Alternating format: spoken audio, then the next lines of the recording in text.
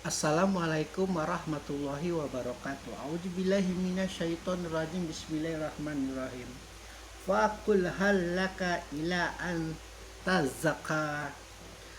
Lalu katakanlah, tanda kurung, kepada Fir'aun, adakah keinginanmu untuk menyucikan diri, tanda kurung lagi, dari kesesatan. Tanda kurung ini jelas adalah pendapat, opini dari si penafsir atas apa yang ditafsirkannya itu ayat suci Al-Quran. Si penafsir mengatakan, lalu katakanlah kepada Fir'aun, itu jelas, nggak perlu tanda kurung juga sudah jelas, karena di ayat sebelumnya, pergilah engkau kepada Fir'aun, sesungguhnya dia telah melampaui batas. Jadi tidak perlu dikasih tanda kurung juga jelas ini. Lalu katakanlah, adakah keinginanmu untuk menyucikan diri, tanda kurung, dari kesesatan. Ini tanda kurung dari kesesatan ini sangat fatal ini. Fir'aun itu,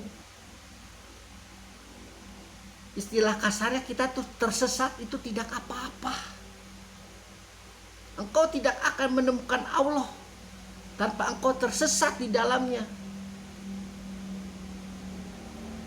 Jalaluddin Rumi, yang dari seluruh mazhab mempercayai betapa arifnya dia,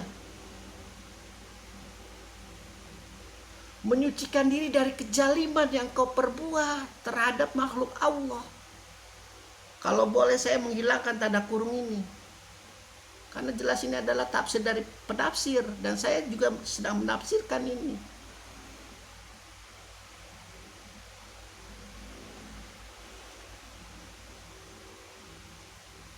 Karena kalau kita tidak paham bahwa biang keladi dari murkanya Allah atas seluruh musuh para nabi adalah kejaliman, tidak ada selain itu. Abu Sufyan memang tersesat, sangat tersesat. Abu Jahal, Abu Lahab, tapi kejaliman dalam dia tidak mengamalkan amanah sebagai pemimpin untuk umat kafir Quraisy, tidak amanah, makan riba. Apalagi yang namanya Abu Lahab, gundiknya di mana-mana. Jalimnya itu yang lebih utama Allah lihat di dalam diri Fir'aun ini khususnya. Karena kalau kita tidak sadar bahwa engkau mencucikan diri dari kejalimanmu, kita nanti akan tergoda oleh ucapan bisikan lanatullah. Gak apa-apa engkau jalim asal kau tidak tersesat. Wow, sadis. Gak apa-apa engkau membunuh mazhab yang lain, kau tuh tidak tersesat. Menyakiti mazhab lain, mengkafirkan mazhab lain, membidakan mazhab lain, engkau tidak tersesat. Gak ada musuh para nabi itu yang tidak tersesat, emang semuanya tersesat. Justru itu Allah memerintahkan diri, sucikan dirimu dari perilakumu. Hubungan antara Allah dengan makhluk itu mau urusan pribadi mereka. Hablum minallah dari sejak lahir. Apalagi yang bermadzhab Sunni mempercayai kita tidak memiliki apa-apa atas setiap kesesatan manusia. Kalau Allah tidak memberikan hidayah, lalu ngapain Allah menyibukkan diri Fir'aun untuk menyucikan diri dari kesesatannya? Yang jelas-jelas terlihat nyata, itu hubungan Allah dengan langsung. Allah murkanya ketika dia tidak mengamalkan hablum minanasnya, merasa dirinya Tuhan. Engkau boleh merasa dirimu Tuhan, tapi berlaku baiklah minimal, kasarnya begitu. Memang sangat berbeda jauh. dari adab teologi Sunni maupun Syiah, yang terkadang sama-sama mengedepankan untuk menyucikan diri dari kesesatan. Justru Jalaluddin Rumi mengatakan engkau tidak akan bertemu Allah kalau kau tidak tersesat. Jadi secara tidak langsung Fir'aun juga sedang dalam proses untuk menemui Allah karena dia tersesat. Allah tidak peduli manusia. Sekali lagi diterangkan, seluruh makhluk kafir, seluruh makhluk membenci Islam, tidak mengakui Muhammad, tidak mengakui Al-Quran, no problem, Allah nggak masalah. Kehormatannya tidak berkurang, kemuliaannya tidak berkurang. Menjadi masalah ketika ciptaannya itu saling menyakiti antar sesama, saling menyesatkan, saling membegal, saling membelah, saling memancung.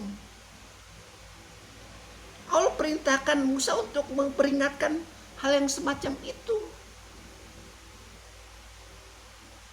Kalau akalnya sudah baik, nanti dia akan percayaan diri sebagai Tuhan, nanti akan turun. Oh, ternyata saya manusia. Yang harus menjaga manusia, saya bukan Tuhan. Baru di situ diselipkan ilmu tauhid. Tuhanku esa, Tuhanku satu. Jadi kasarnya Nabi itu nggak ujuk-ujuk gitu, orang suruh langsung sholat, suruh sembahyang, suruh zakat, suruh puasa, nggak ujuk-ujuk.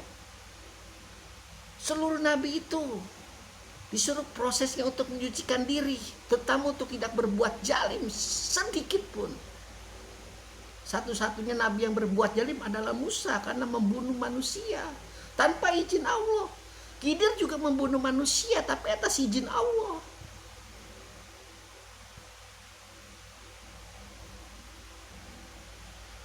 Anda tidak memahami kalau tidak dari awal mengikutinya. Lalu katakanlah, jelas-jelas ini kepada Fir'aun karena ayat sebelumnya, adakah keinginanmu untuk menyucikan diri? Pahami kata-kata itu.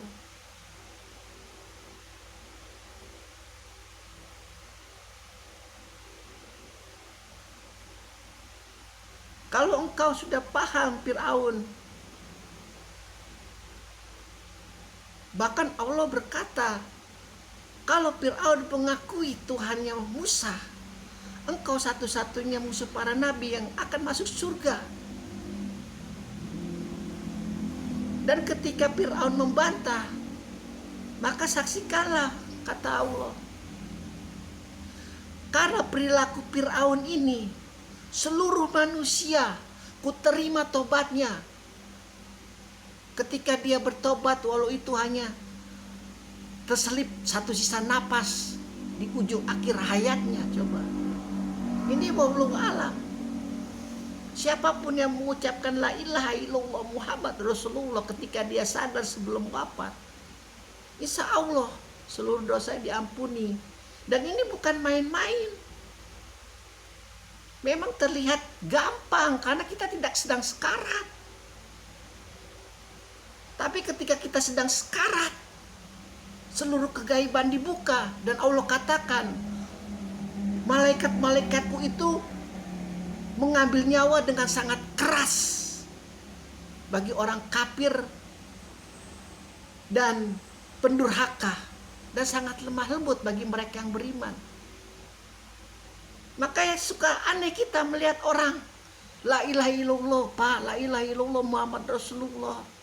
Enggak bisa. Karena dia sedang melihat proses dari pencabutan nyawa itu sulit.